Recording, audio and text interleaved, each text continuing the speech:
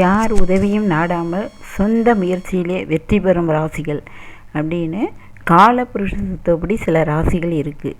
பொதுவாக ஜாதகப்படி 3ஆம் இடம், அதான் முயற்சி ஸ்தானம், அது வெற்றி ஸ்தானம் எல்லாம் குறிக்கிறது. அந்த ஸ்தானம் வலுவாக இருந்தால், அதாவது ஆட்சி உச்சம் பெற்றிருந்தால், 6, 8, 12 மறையாமல் இருந்தால் அவங்களாம் யார் உதவியும் இல்லாமல் சுயமாகவே சம்பாதிச்சு நல்லா வாழ்வாங்க அப்படிங்கிறது ஜாதகத்தில் அது பொதுவான கருத்து. ஆனால் காலபுருஷ தத்துவப்படி சில ராசிகள் தான் சொந்த முயற்சியிலேயே ஒரு குறிப்பிட்ட ஸ்டேஜ் வரைக்கும், ஏன்னா சின்ன குழந்தை எப்படி இருந்தாலும் மற்றவங்க தான் படிக்க வச்சாகணும்.